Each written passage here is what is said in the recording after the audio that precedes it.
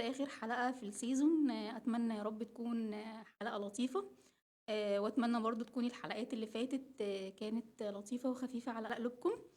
النهارده مش هنقول حاجة جديدة، مش هنقول نصايح، مش هنقول تجارب، مش هنحكي قصص، ولكن هنقول خريطة طريق لكل السيزون اللي فات. شوية كده tips and tricks نمشي عليها في الفترة اللي جاية. هي بالظبط بداية البداية. تابعونا بعد الفاصل ونبدأ في 10 خطوات نقفل بيهم السيزون ونبدأ بيهم بداية جديدة مع سيزون جديد مع بداية وعي جديدة. استنونا بعد الفاصل. احنا هنقول tips and tricks للحاجات اللي احنا عدينا بيها في خلال الفترة اللي فاتت، وهنبدأ خطوات جديدة بورقة وقلم، وهنقول فيها كل الحاجات اللي احنا محتاجينها عشان نبتدي بداية الوعي. ودي أول خطوة. التغيير محتاج وعي. خليني أقول لكم إن التغيير العشوائي بيوصلك لمكان عشوائي، فأنت لو مش واعي بكل حاجة أنت عايز تعملها، فبالتالي أنت دلوقتي هتمشي طريق وأنت مش عارف آخره إيه. فالتغيير بيبدأ من منطقة وعي. خليك واعي أنت محتاج إيه دلوقتي قبل ما تفكر أنت هتغير إيه. تاني تريكس معانا. تاني هنقول إن عدوك الوحيد مش مشاعرك ولا أفكارك، عدوك الوحيد هو الطريقة اللي انت بتتعامل معاهم هما الاتنين. هل انت بتستجيب ليهم استجابة واعية؟ هل بتعرف هما جايين لك ليه؟ هل بتسعى ان انت تعرف الرسالة اللي بتحاول انها توصلها لك؟ من هنا هنبتدي نقول امسك ورقة وقلم، واي فكرة او اي شعور يجيلك قول له اهلا وسهلا، انا محتاج اعرف الرسالة اللي انت عايز توصلها لي. اعرف ان كانوا حقيقة ولا هم جايين من معتقد خاطئ او تجربة ما كانتش اظبط حاجة، او فكرة اتقالت عنك وانت خدتها في عقلك واستجبت ليها. تالت خطوة معانا التعب مش فشل. التعب مجرد إشارة. جسمك لما يتعب، عقلك لما يتعب، إحساسك بإنك مضغوط أو تعبان ومشاعرك اللي بتطلع وهي تعبانة، ده مش دليل على إنك فاشل. ده دليل على إنك محتاج إن أنت تسمع لجسمك وتسمع لأفكارك وتسمع لمشاعرك. اسمعهم هما التلاتة، اعرف هما عايزين يقولولك إيه، وصدقني لو فكرت فيهم بشكل كويس هتقدر توصل للنتيجة اللي انت محتاج توصل لها. رابع حاجة، الصوت اللي جواك أحيانا ما بيكونش حقيقة، أو غالبا ما بيكونش حقيقة. الصوت اللي بينتقدك وبيقولك ان انت فاشل وان انت مش ناجح وان الناس مش بيحبوك وان انت مش كفء وان انت مش كفاية، الصوت ده كله ما هو إلا معتقدات في عقلك اتزرعت نتيجة تجارب أو مخاوف أو صدمات أو حاجات حد تاني زرعها فيك. فبالتالي الصوت ده مش صوت حقيقة. لما يجيلك قوله أهلا وسهلا بيك، انت جاي لي ليه؟ هل انت حقيقة ولا مجرد معتقد؟ وهات ورقة وقلم وقوله تعالى كده اديك درجة من 10. وبعد ما تديله درجة من 10 قوله ها، ايه الأفكار أو ايه الحقائق اللي أنا عندنا بتدل على إن الصوت ده حقيقة، وإيه الحاجات أو الحقائق اللي بتدل على إن الصوت ده هو صوت بس صدى لحاجة في عقلك الباطن أنت خزنتها ومش قادر تطلعها. ساعتها هتكتشف إن كان الصوت ده حقيقة ولا وهم. خامس حاجة، قيمتك مش بره، قيمتك تستمدها من جوه. قيمتك هي من قيمك ومعتقداتك وأفكارك اللي بتتوازن مع سلوكياتك.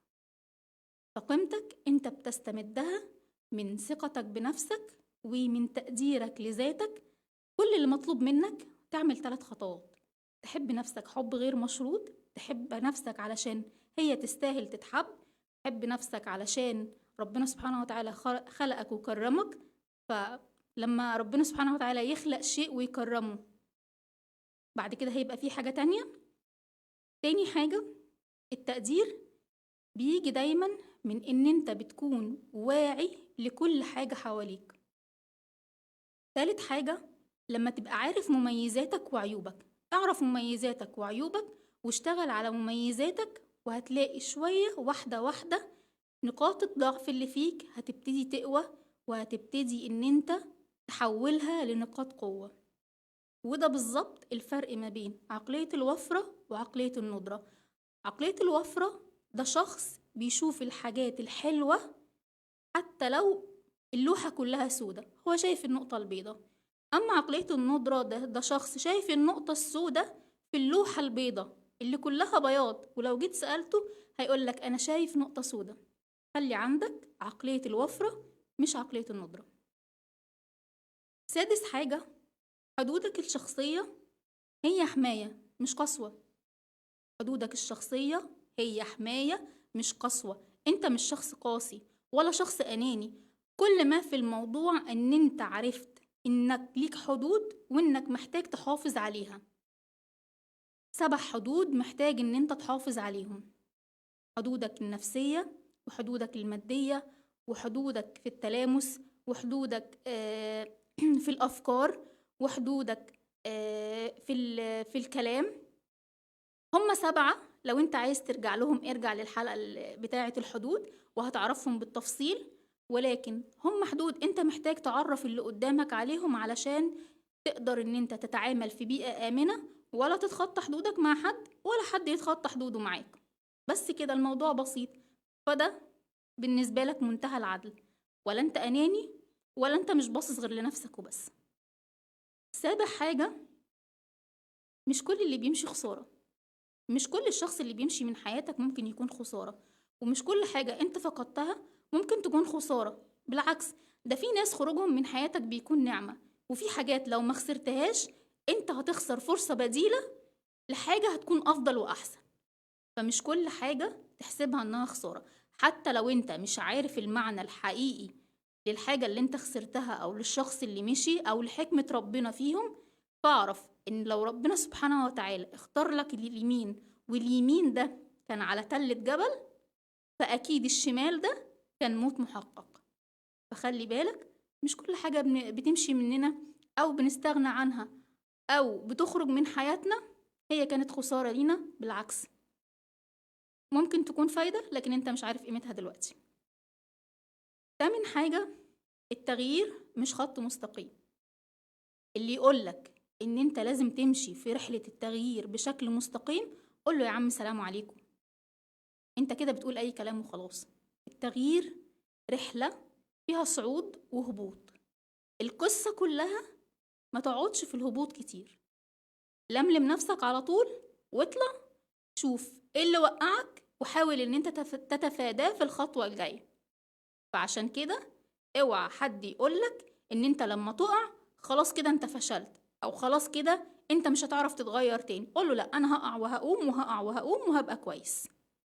عادي جدا.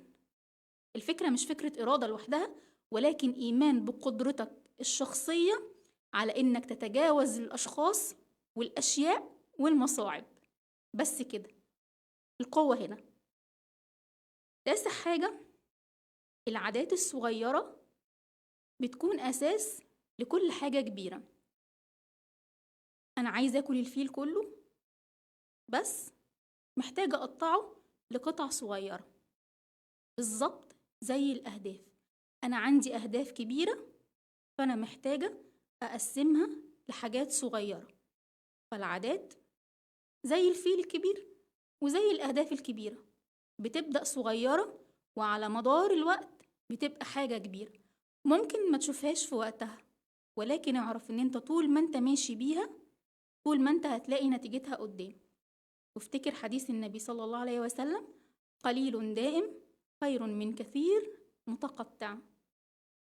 اوعى تهمل في انك يكون ليك كل فترة عادة او عادتين جداد يحسنوا منك. حتى لو كانت العادة دي هتكلفك نص دقيقة في اليوم، ابدأ حتى بنص دقيقة، هتلاقي أثرها بعد كده كبير وعميق وهتلاقي التغيير. بس انت ابدأ. آخر حاجة، الرجوع لنفسك هو اختيار يومي. يعني ايه الرجوع لنفسك هو اختيار يومي؟ كل يوم محتاج تفكر بوعي وترجع لنفسك تاني. انت عملت ايه النهاردة؟ انت ايه الانجاز اللي انت عملته؟ ايه الحاجة الحلوة اللي انت ضفتها لحياتك او لحياة حد غيرك. انت بتمتن لمين في يومك. انت ايه الانجازات الصغيرة اللي انت حققتها وحسستك ان انت مبسوط. الانجاز مش لازم يكون حاجة كبيرة، مش لازم تكون حاجة واو ولا بوم. لا، الانجاز حاجات بسيطة ولكن مفرحة. شفت الحد ده ضايقك فانت قررت ان انت تقزم غيظك، ده انجاز. ساعدت حد كان محتاج مساعدتك بطيب خاطر منك من غير ما تكون مجبر على حاجة، ده انجاز. تقبلت حاجة من حد والحد ده كان قريب ليك جدا، وعلشان ما تخسروش حاولت ان انت تتجاوز عن الموقف ده في الوقت ده، وانت قادر ان انت تردله اللي هو عمله، ده انجاز. كل حاجة تقدر تعملها وانت قادر تعمل عكسها، ده إنجاز. فما تستهونش بالعادات الصغيرة وبالإنجازات الصغيرة وبالحاجات الصغيرة اللي انت بتشوفها نعمة في يومك. آخر حاجة، الوعي مش مرحلة، الوعي قرار، والقرار محتاج مجموعة اختيارات علشان تثبته وتقويه. اختيار ان انت تكون بخير، اختيار ان انت تفكر في اللي انت بتفكر فيه، اختيار ان انت تسمع لصوت مشاعرك وتعرف ايه الرسالة اللي جايالك بيها، اختيار ان انت النهاردة هتستقبل حاجة كويسة من اي حد كان. النهاردة انا هعمل حاجة تبسطني، النهاردة انا هعمل حاجة تبسط غيري. كل دي قرارات انت بتاخدها في يومك بشكل واعي او لا واعي، فخليها بشكل واعي علشان في آخر اليوم تلاقي نفسك خطيت خطوات كتير انت ما كنتش حاسب حسابها. دول كده كانوا كل ال10 خطوات، كانوا ملخص الرحلة بتاعتنا، كانوا بداية البداية لوعي جديد والحياة جديدة والرحلة جديدة من التوازن والعافية النفسية. أشوفكم بعد الفاصل، لو عندكم سؤال اسألوه أو هنقول لكم على نهاية الرحلة. ورجعنا لكم بعد الفاصل علشان نختم حلقتنا النهاردة.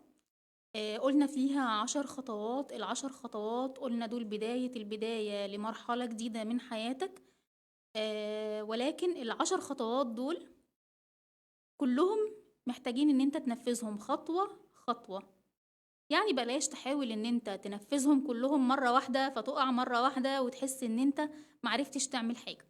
خدها step by step. تمام؟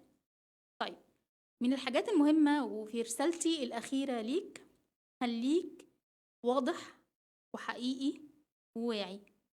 واضح يعني خليك واضح مع نفسك، اعرف ايه هي نقاط قوتك واعرف ايه هي نقاط ضعفك، وحاول ان انت تكتشف تقدر تصلح حياتك ازاي وتحول نقاط الضعف دي لنقاط قوة.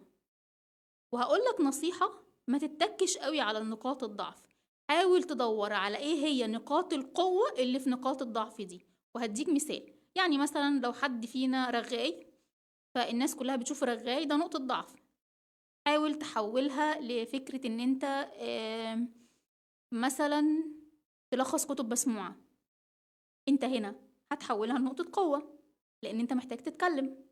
اللي بيلخص كتب مسموعة ده محتاج يتكلم، فركز نقطة الضعف ازاي تحولها لنقطة قوة وتشتغل عليها. تاني حاجة، خليك حقيقي. مش لازم عشان ترضي كل اللي حواليك ان انت تصدق كل كلمة بيقولوها لك ولا تصدق كل كلمة عقلك يقولها لك. خليك حقيقي في انك تدور على كل حاجة جواك بصدق، يعني ما تنافقش نفسك. تالت حاجة، خليك واعي. خليك واعي بالرسائل اللي جايالك. احيانا الرسائل ما بتكونش حقيقية، واحيانا بتكون جايلنا من ملفات مفتوحة جوه عقلنا وفي دماغنا، ولكن الرسالة بتقولك ان انت عندك حاجة محتاج تتعامل معاها، في شعور محتاج ان انت تتعامل معاه، او في فكرة محتاجة تتعامل معاها، او في ملف مفتوح عندك جوه وانت محتاج ان انت تقفله. فخليك واعي انت مطلوب منك ايه وهتقدر تعمل ايه. ورقة وقلم واكتب انا محتاج ابدأ بايه دلوقتي. ونشوفكم ان شاء الله في السيزون اللي جاي، خطوات جديدة ورحلة جديدة. واتمنى ان انتوا اي حد عنده سؤال يكتبهولي في التعليقات، او لو اي حد عنده افكار جديدة او محتاج ان احنا نتكلم في حاجة معينة في السيزون اللي جاي ان شاء الله يبعتها لي على رسائل الصفحة. اشوفكم بخير.